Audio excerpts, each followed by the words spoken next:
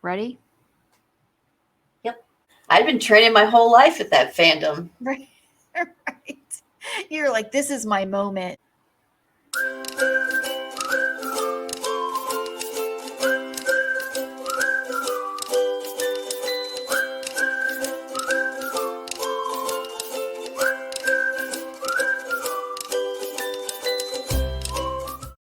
Well, hello. Okay. So we're going to talk about the bite model and toxic fandom. And toxic fandoms can be found in every part of the world, every part of social media, across Snapchat, YouTube, Facebook. It can be found on just television shows. Like every genre of music, Or media, sporting events. Yeah. Anime. Don't come for us, anime people.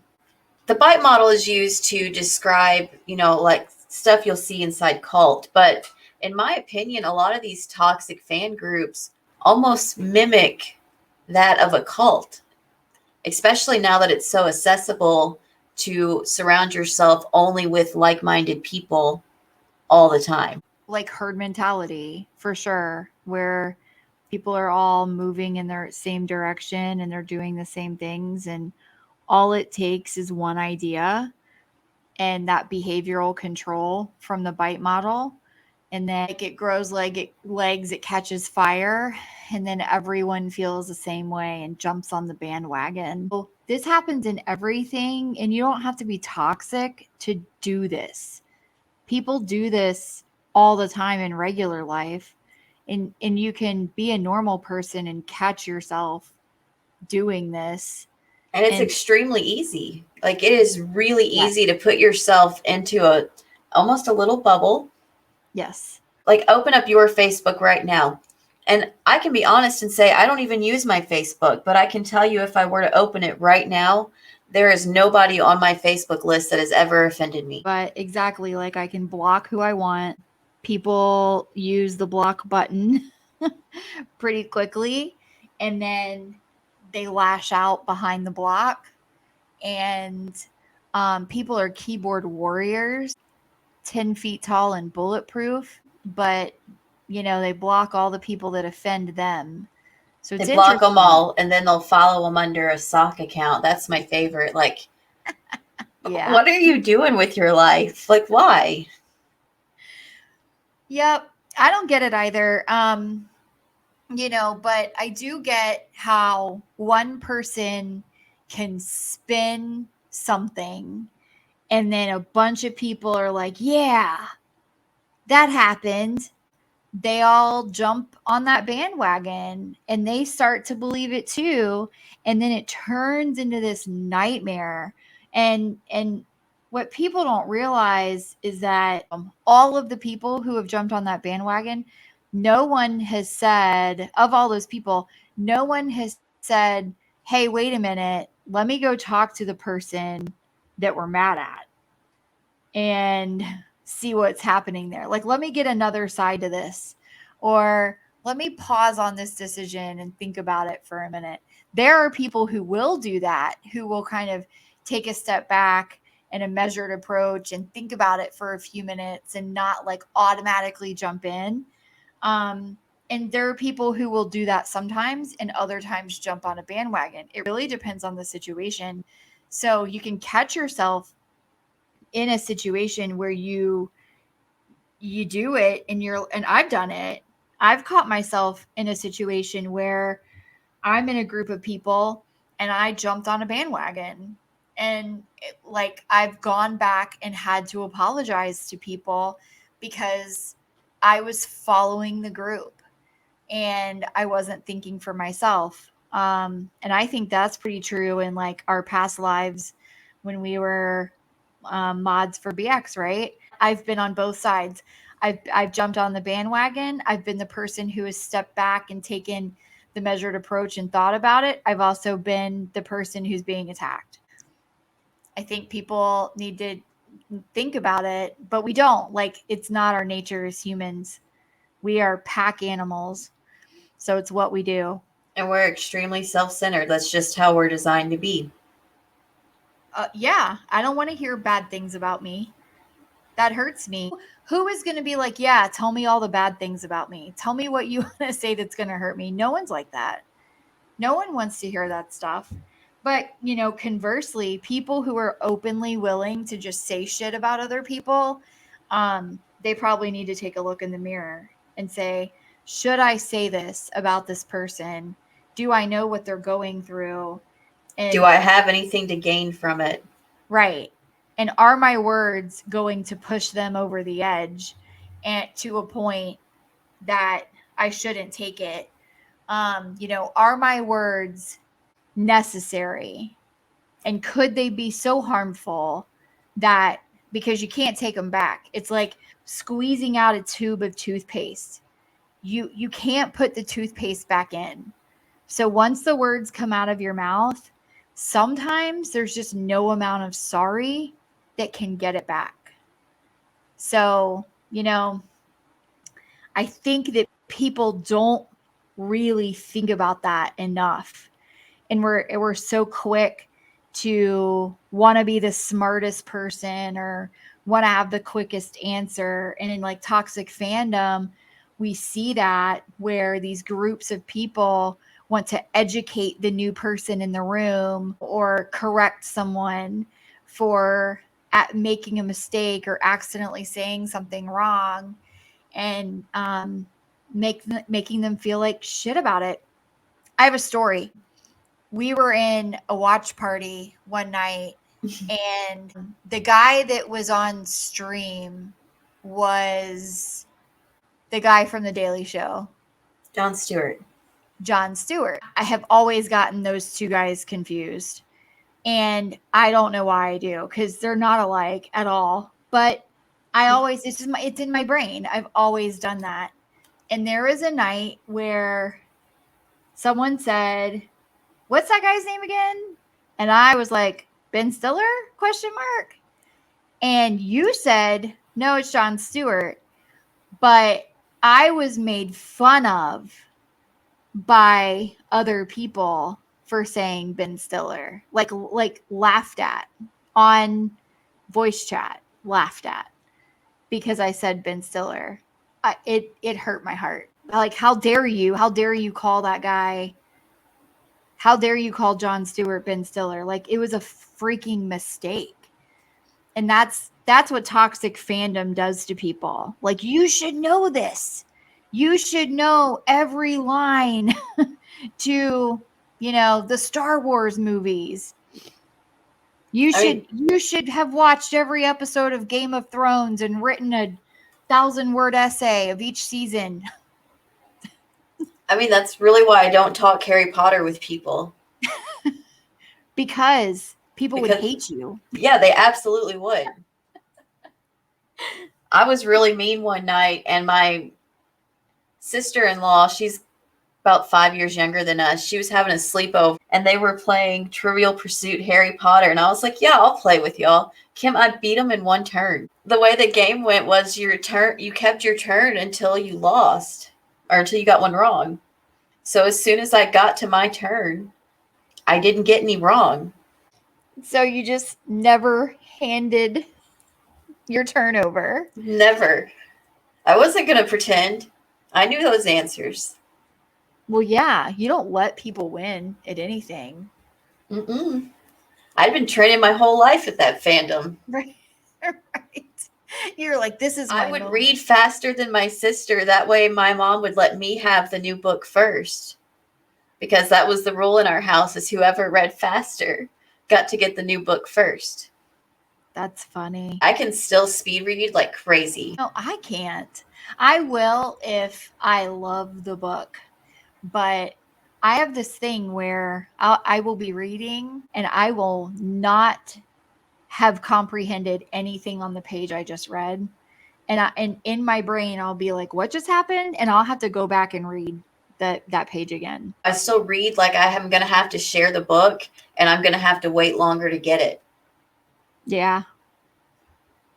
I mean, that's a side effect of knowing that you were going to have to wait to get a book. It's like kids who grow up in households where there's a bunch of a bunch of boys. Like I have a coworker, he's one of 5 boys. So when we sit down to eat, I'm like taking my first 3 bites and he's like pushing the plate away because he's done. He's already eaten his entire meal. Because that's just like if you wanted that, last piece of pizza that was on the tray, if you wanted another serving of something, you had to be the fastest one to eat. In his household, it's the same thing with you. If you wanted that book, you had to be the first one to read it. So it's learned behavior. And we didn't always live in areas that even had cable or satellite when I was a kid. So like books were going to the library was the best thing in the world when we were kids. So when I was a little kid, my dream was to grow up and have the library from Beauty and the Beast. Yes. I've always wanted the ladder that rolls across the wall. Always. Yes. And I needed enough books to need the ladder to roll across all the books. So the bite model. Here we go. I have such a problem with the bite model. I mean, this just breaks down what a cult leader does to people. And it ties into toxic fandom pretty well. Like the behavior control is all based on what the main, like the smallest group of people in these toxic fandom groups or cults will do. Like the leaders of these groups will say, here's the idea. Everyone should follow this specific idea. And then it just grows legs and everyone starts to mimic that behavior. So it can be something like, we're going to become vegetarians. We can't eat meat. And there's a reason why. So then that behavior has to be modeled by everyone in the group, And then require you to spend majority of your time on the group or in the group or doing stuff for the group. And, a lot of times that doesn't even have to be something that you consciously realize someone is getting you to do. Like without even thinking about it, you're like, I have to be here at 7 o'clock on Wednesdays nights at 9 p.m. exactly when, and I don't actually know when Supernatural aired on TV. I'll admit it because I always wait for it to binge watch. But just pretend it's 9 o'clock on Wednesdays.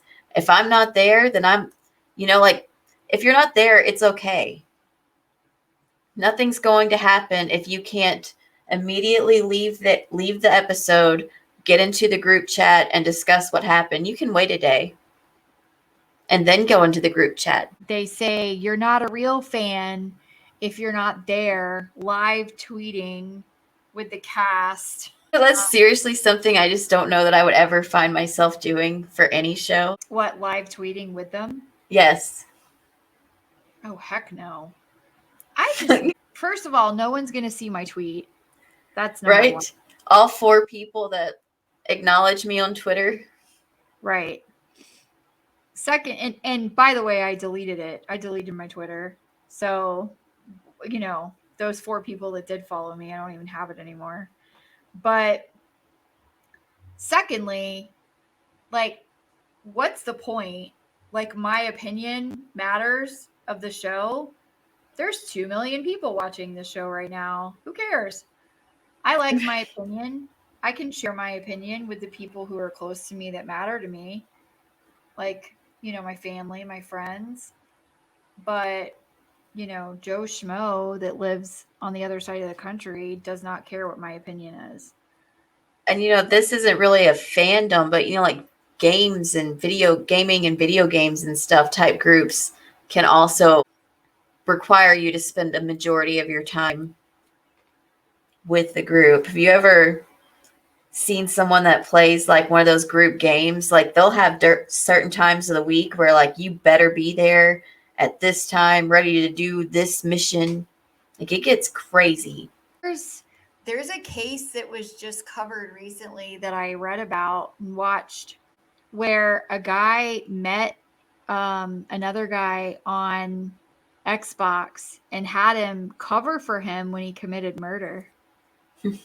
Like, met him on Xbox playing a game, and he was it was like a fandom, so they became best buddies on Xbox. How do you do this? And then realized that this guy was like the same height and build as him. So he convinced him to come to his city and stay in his apartment and run errands for him in very specific places and wear his clothes, and so that he would be caught like on CCTV for 3 days over a weekend while this guy was across the country, where he went to where his like estranged wife was, and he had murdered his wife. How did they catch him? How did they figure it out? I mean, he was kind of sloppy.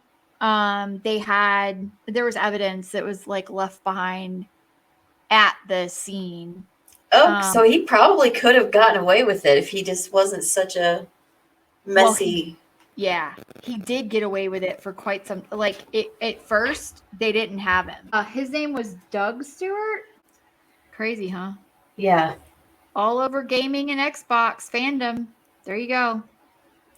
Well, my favorite part of the bite model, especially when it comes to toxic fandoms, is the information control, where they deliberately withhold or distort information and forbid you from communicating with ex-members and critics, because we were in a group where we were moderators, that all of that strikes very close to home. As you know, you before mentioned, we have a lot of people we had to apologize to. A lot of them have very graciously accepted it. Yes, and thank you for that. And we still experience people who are distorting truth. I think that's going to happen forever. I think that people are always going to have their version of events. And, you know, people, what you shouldn't ever do, where toxic fandom and like herd mentality comes in, and where it becomes toxic, is when you believe something with no factual evidence behind it. Like, if you don't know that it's real, like, why are you crucifying people before you've found anything to crucify them for? I don't get that. But that's what this is. Like, information control in cults is, you should hate this group of people and stay away from them because they're bad for this reason. And that leads into the thought control part. It teaches you to internalize the group doctrine as truth. What's that M. Night Shyamalan movie? The Village? Yeah, because the information control is, they're taught that there's nothing. There's other villages, on the other side of the woods, but in the woods, there's monsters. So that's the information that they're taught, that they're given. It's not correct information, obviously. So that leads them to think that this is exactly how things are, how it always been, and how it must be. Correct. And that's how they keep them safe. And I gotta admit, the first time I saw that movie, I looked at my husband, which I don't think we were even married at the time. Can't remember when that came out. But I looked at him and I was like, do you know how mad I'd be if I grew up pretty much like Amish, but didn't even know that like McDonald's existed? It's a strange concept. Like, these people experienced severe trauma in their lives. So they retreated and they started their own cult in the woods, and they used the bite model in order to keep their families safe, right? And they had the money to do it because of the land, the person who owned the land, and they could stay hidden forever, supposedly. But the irrational fear is your emotional control. Right. Yep. And it promotes feelings of guilt, shame, and unworthiness. Emotional control can be in the form of fear. And in a lot of cults, it's in the form of fear of what the big bad world will do to you if you're not. Fear of shunning, losing all of your friends and family. Yes. However, there's another part of cult behavior and fandom behavior with emotional control, and then just basic toxic people behavior, emotional control. You can get this online in the form of lots of positive reinforcement, And it's easy to search them out. Again, Facebook's one of the first place you can go to search out a group of nothing but positive reinforcement. And those groups can turn into a lot of things listed in the Bite model. Yeah. Especially like those little mommy support groups. Have you seen some of their Dr. Phil episodes? They're brutal with each other. Another part of the fandoms that can get really insane is that they're very toxic, which I was surprised you can't find a lot of videos that are just on toxic fandoms. You could find like specific niche videos, like specific musicians, TV shows. So I just found a video that has like the 7 signs you're becoming toxic. And I still think that it's probably the closest thing to what we were trying to look for when we started to try to delve into some of the more toxic fandoms. Like, I mean, you were telling me Marvel, right? That you read? So it's about DC Comics.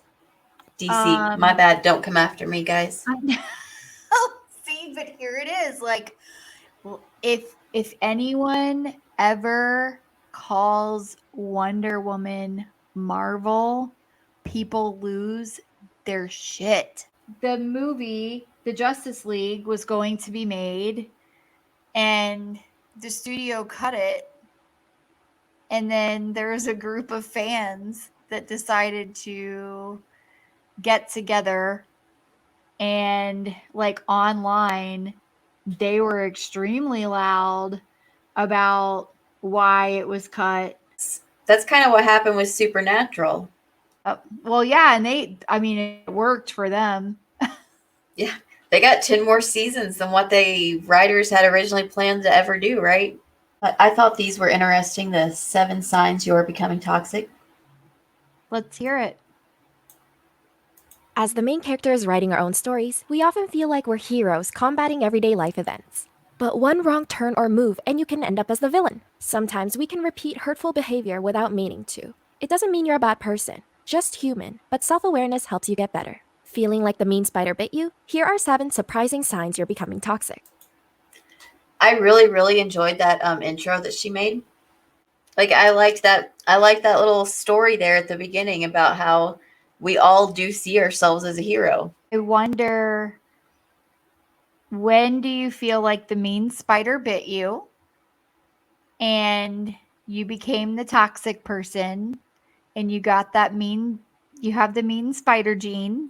When's the self-realization get there?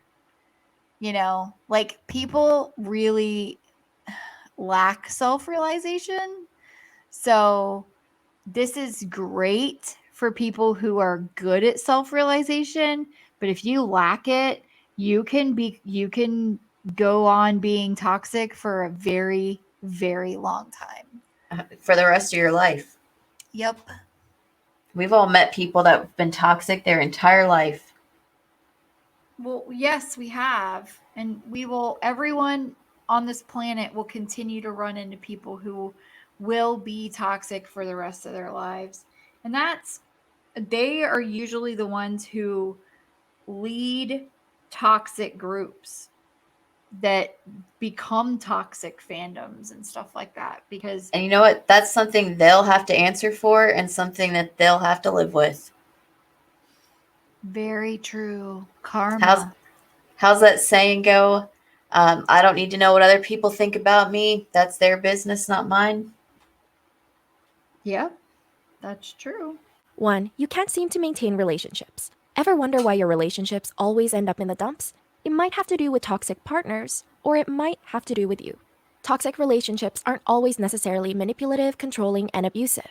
Sometimes they stem from overanalysis. Studies show that individuals with low self-esteem are more likely to expect rejection from their partner and avoid telling their partner how they truly feel. In this case, self-fulfilling prophecies win. The more afraid you are that the relationship will fail, the more likely it will.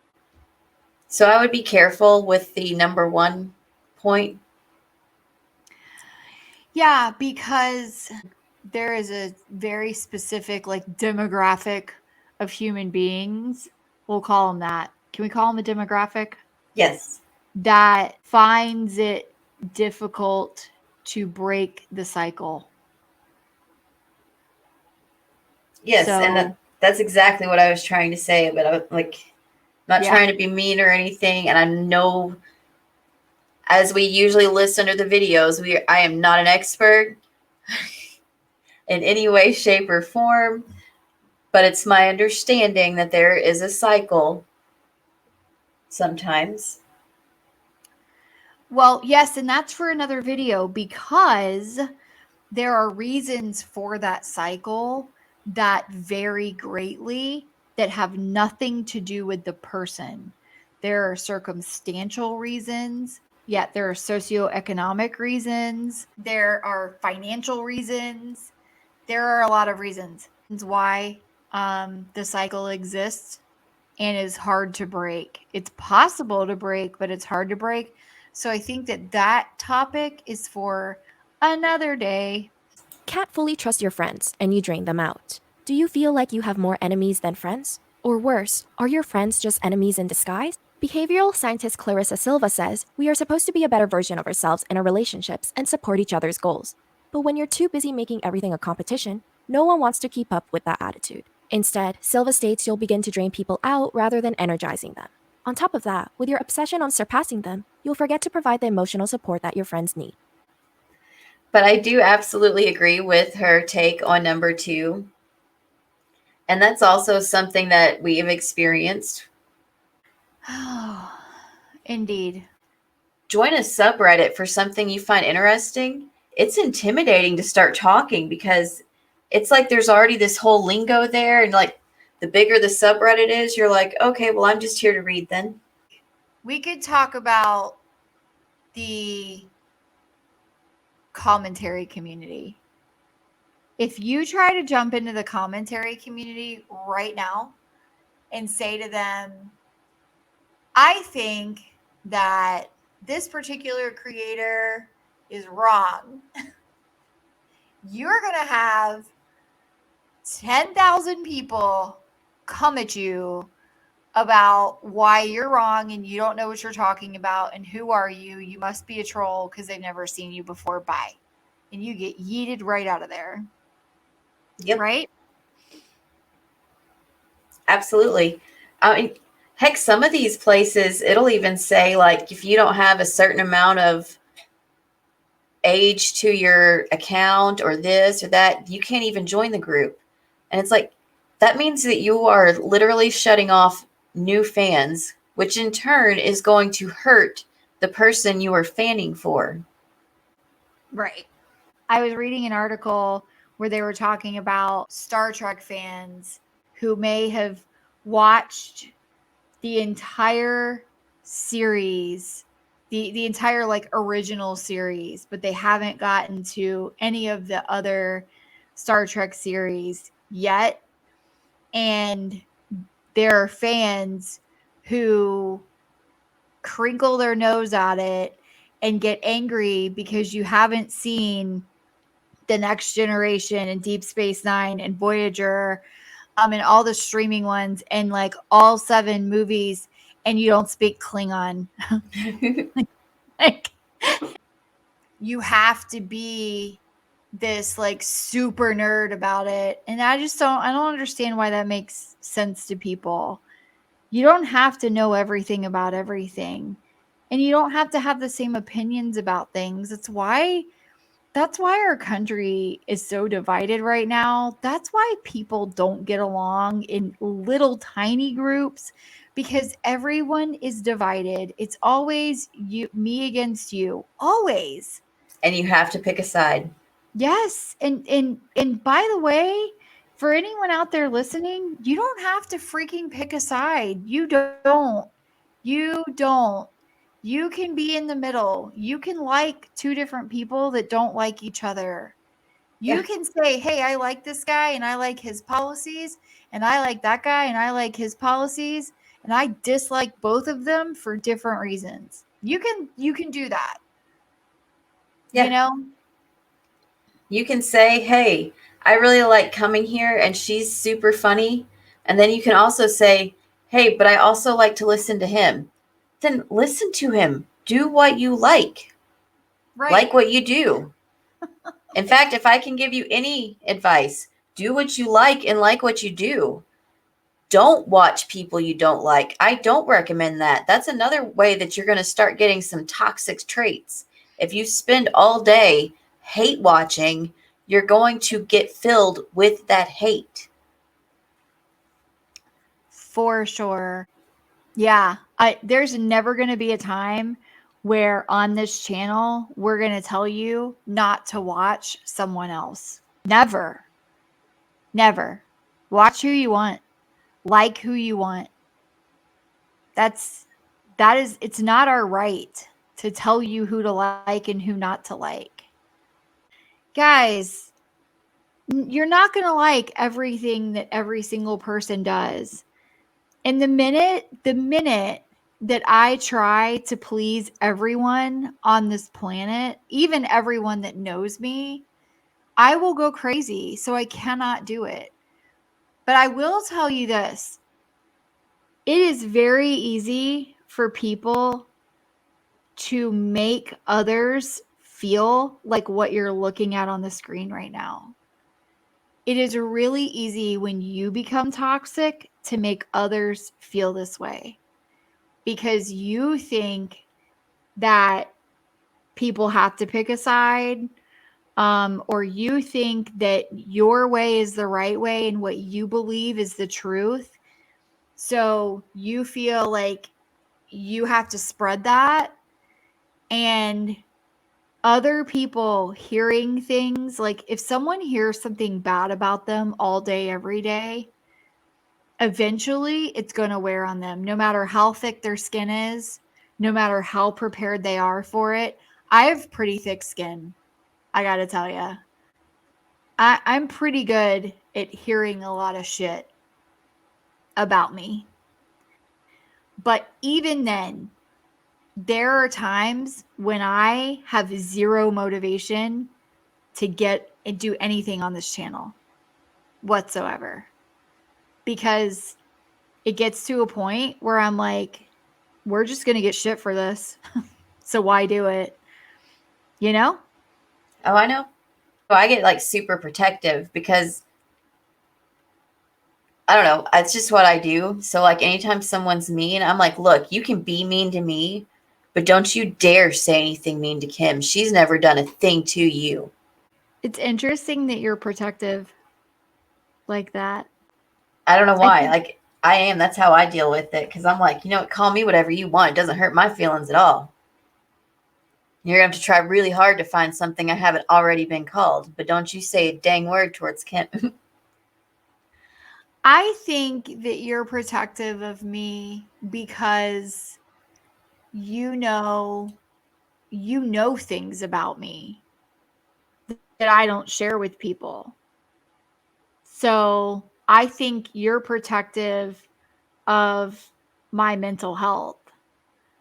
And like I share with you, there's a very specific group of people that I will tell things to that I set, like to you, I probably sound a lot less thick-skinned than I actually am because I open up to you.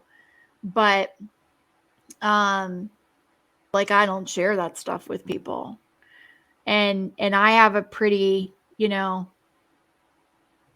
I have a story. It's a pretty crazy one at that. So, there are things that can send me into an absolute like spiral. And it's not often that it happens, but it does happen.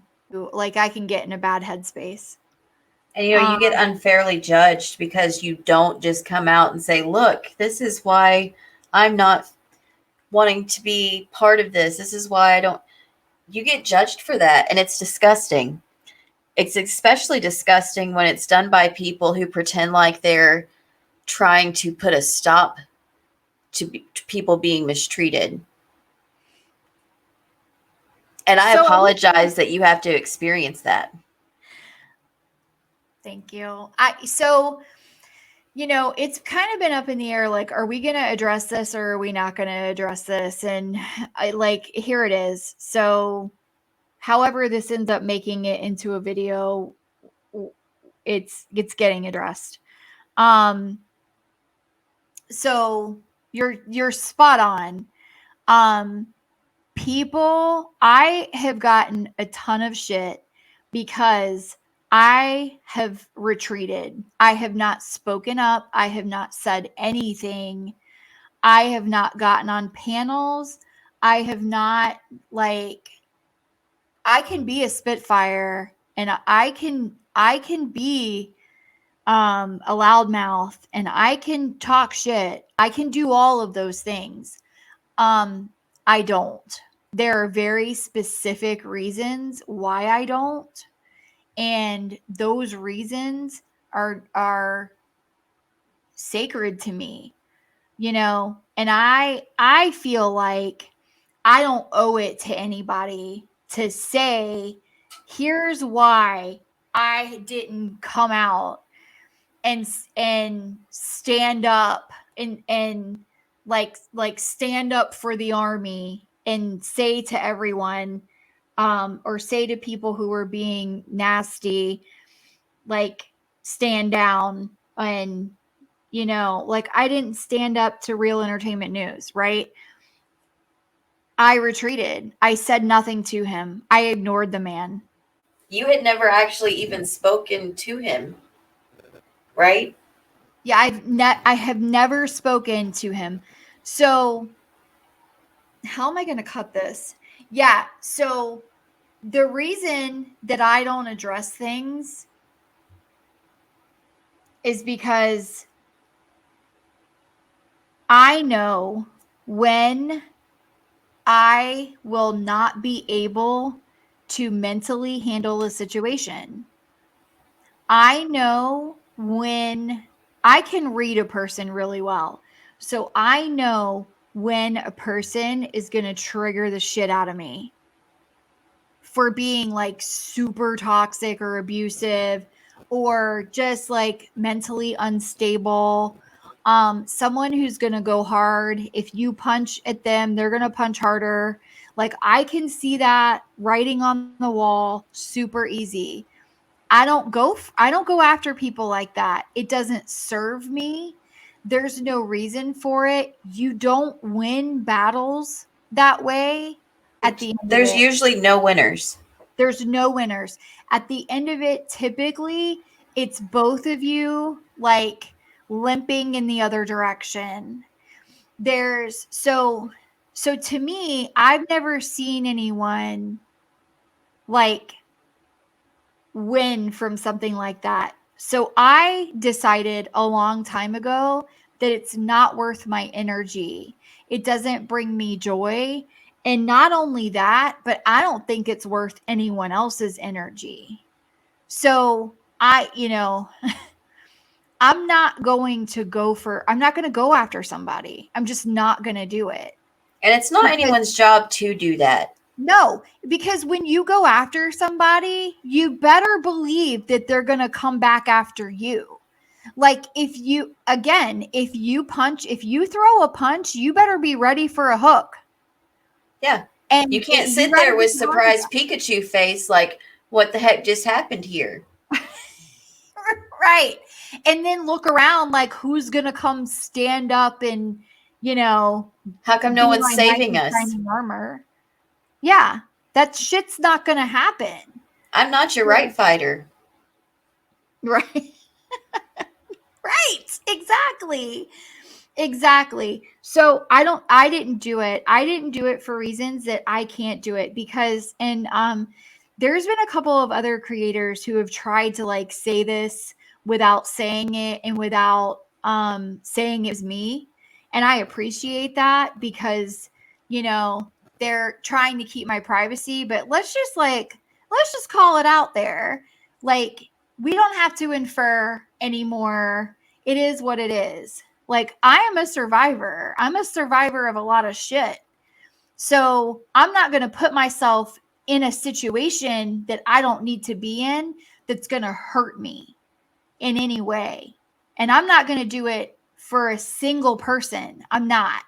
Because at the end of the day, what matters is my brain has to be right for my children, for my husband, for myself. So I have to take care of that. And then once that's taken care of, then if I'm strong enough, I can do the other things. But if I know that I'm not going to be able to handle a situation, I'm not going to run towards the fire. So I'm just not going to do it. And there's fight or flight in everything. And I'm not that person. There are people who are ready to like run their mouths and do all that shit. And like, there's people who are like, I'm fighting the good fight for everybody. And that's fine. That's fine for you. But you cannot expect everybody to do that for you. And I can't be that person. So when I got a bunch of shit for that, it really pissed me off. So then all of a sudden, you know, like you and I both just got a bunch of shit. You know, we start reading comments about ourselves all over the internet. And like, that's how I felt. What you see on that screen, that's how I felt. Like, I have no energy. I have no battery left over. And it just makes me wonder, you know, what kind of person are you that you're willing to say that kind of shit about people? And it makes me wonder about the people that sat there and said nothing. Allowed it to happen and then wondered why we didn't want to be a part of it anymore. You know, well, I don't know what I'm supposed to do about it. Well, I think you've done enough. Let's see if there's any more to this video. Yeah. 3. You apologize once in a blue moon. Psychologist Abigail Brenner says that toxic people often claim the victim card, meaning that they seldom ever take accountability for their own actions. When you have a hard time swallowing your pride and apologizing, this can truly sabotage your relationships. In fact, researchers discovered that there are many benefits to the art of apologizing, such as stress relief and rekindling friendships. When you don't say you're sorry, you miss out on understanding how you might have hurt someone. It isn't too late now to say sorry. I think people in general have a hard time with saying sorry. Yeah. Well, first of all, in toxic fandom, people don't say sorry because they think they're right. No, So- the only sorries they want to hear are coming from the people that they're going to unblock long enough to get the sorry and then reblock. Right. Right. So in toxic fandom, there is no sorry. In cults, there's absolutely no sorry. In toxic relationships and in social media toxicity, and then like general relationships in life, I think that the most common crap sorries that I've seen and hear are, I'm sorry you feel that way, which is not sorry at all. I'm sorry if you felt. No. Right. Right. But I'm also one of those that I'm not going to demand an apology from someone, because if I have to tell you what you've done wrong and tell you to apologize and demand for you to apologize, they don't mean it. You don't mean it because someone else said, hey, you need to go to apologize to this person that you made feel like shit for absolutely no reason. At the time, I thought that I was being manipulated. You still did wrong. Right. I was part of a group where I was being manipulated. You were being manipulated. A lot of us were being manipulated. we still had to apologize for what we did wrong. Yeah. So, people who are manipulated into committing crimes still committed the crime. Like they still go to jail and are sentenced for their crimes. They don't get off scot-free because someone manipulated them into doing it. And the person who's doing the manipulating can also go to jail for the rest of their lives. That's correct. Well, there's a great case about manipulation. It's called Pamela Smart case. Look it up. Hey, she was a great manipulator. Charles Manson. Yeah. Yes. So, most cult leaders are great manipulators. But sorry is something that, like, if you can't say you're sorry, if you're not ready to say you're sorry, then like there's no point in it, because it's just going to fall on deaf ears anyway. Like, you got to figure out, like, what does an apology mean to you? When is it important? And how are you going to truly say it and let that person know that you mean it? Because somebody who's saying it just so that you can hear them say it isn't going to change their behavior. They're going to continue to hurt you. Oh, right. And that's why sometimes no amount of apology is enough. There are times whenever I have said to people, I don't care about your apology. It doesn't matter anymore. I've said that. I've said that to ex-boyfriends, prior to being married. I've had to say that in toxic breakups. Your apologies, there have been too many. There's a point where sorry means nothing because you've said it too many times.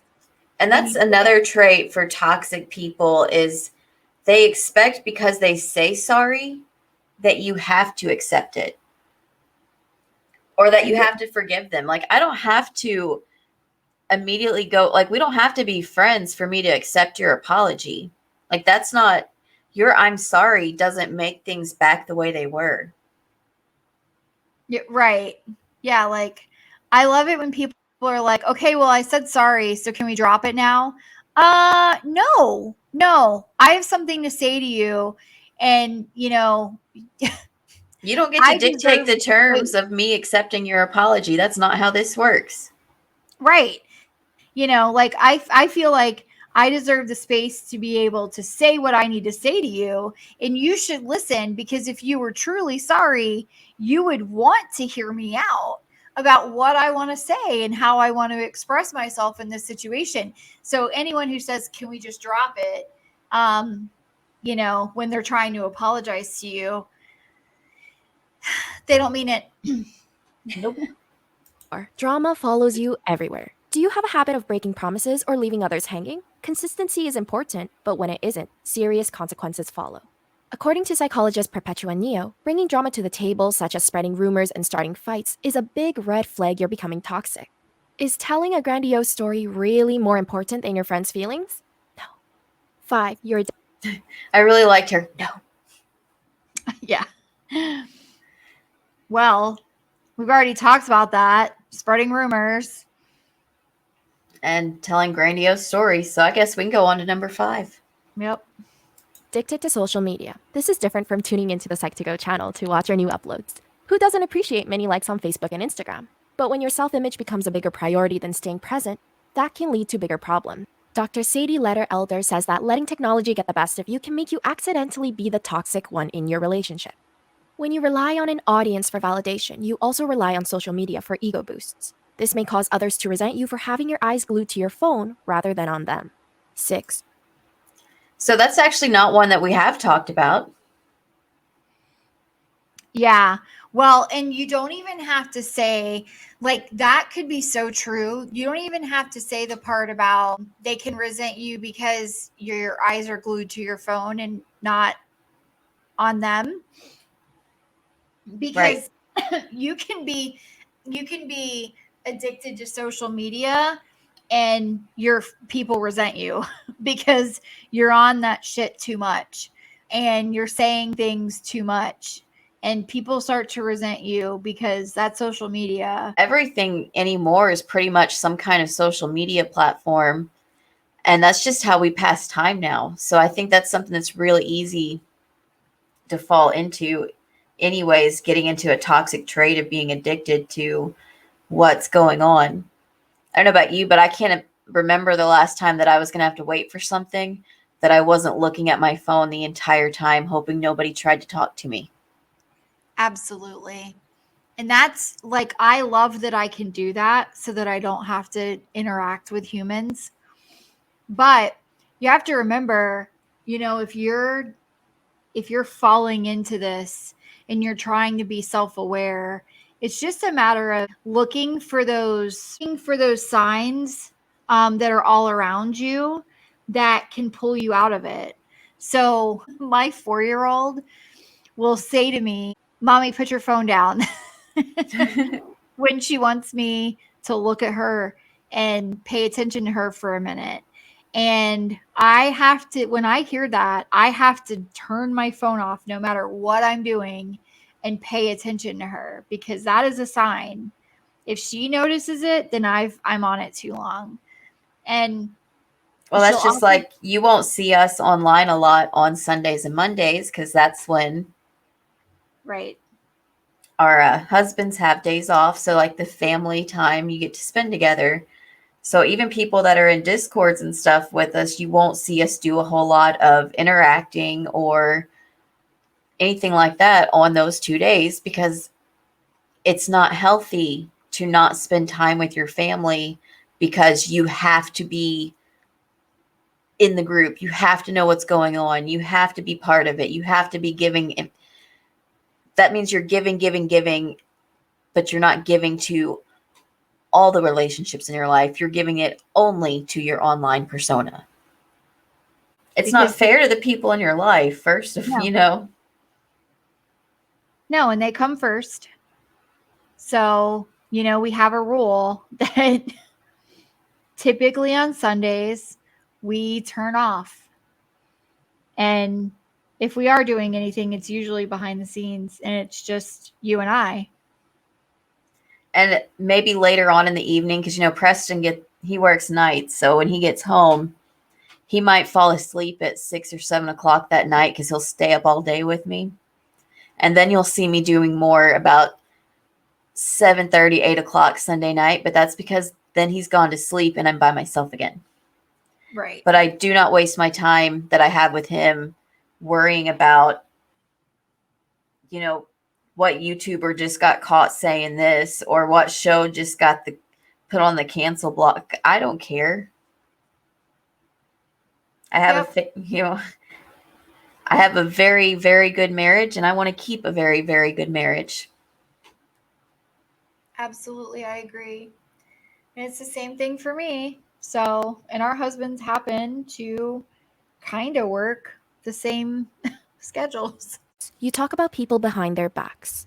High school drama sucks, and if you constantly talk about people behind their backs, it'll feel like you never left, even when you graduated.